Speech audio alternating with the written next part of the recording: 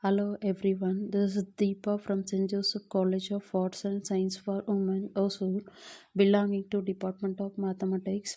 In this video, we will see what is continuous function. Generally, what is continuous function means the limit should be equal and the limit should be exist. Function continuous on a metric space. Definition: let M, rho be a metric space.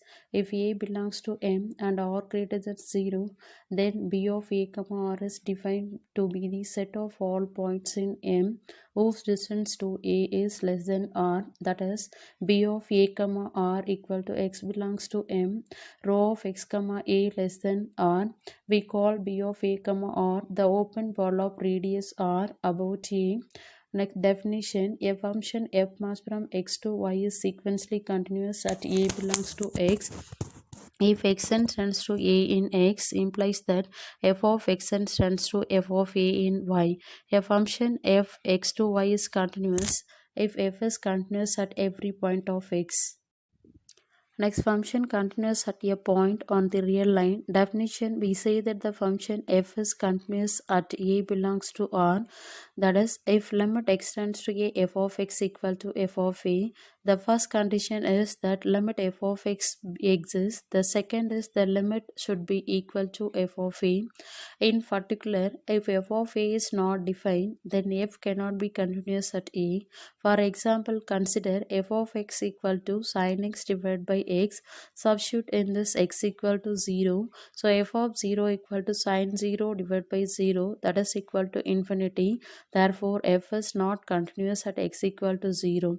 Even though, however, the function g defined by g of x equal to sin x divided by x not equal to 0. So in this case, we will get g of 0 equal to 1. So it is continuous at x equal to 0. Next, theorem on continuous function. A function f mass from x to y is continuous at a if and only if it is sequentially continuous at a.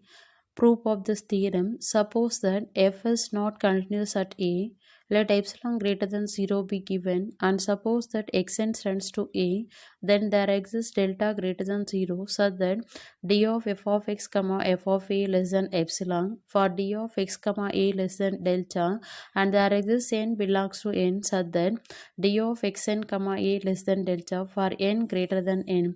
It follows that d of f of xn, f of a less than epsilon for n greater than n. So f of xn tends to f of a and f is sequentially continuous at a. And the converse part of this theorem: suppose that f is not continuous at a, then there exists epsilon naught greater than 0 such that for every n belongs to n, there exists xn belongs to x with d of xn, a less than 1 by n and d of f of xn, f of a greater than or equal to epsilon naught. Then xn tends to a but f of xn tends to f of a. So f is not sequentially continuous at a. Definition: a function f mass from x to y is continuous if f is continuous at every x belongs to x. Theorem: the composition of continuous function is continuous. Proof: suppose that f mass from x to y and g mass from y to z are continuous and g composite f mass from x to z is their composition. If w subset of z is open, then v equal to g inverse of w is open.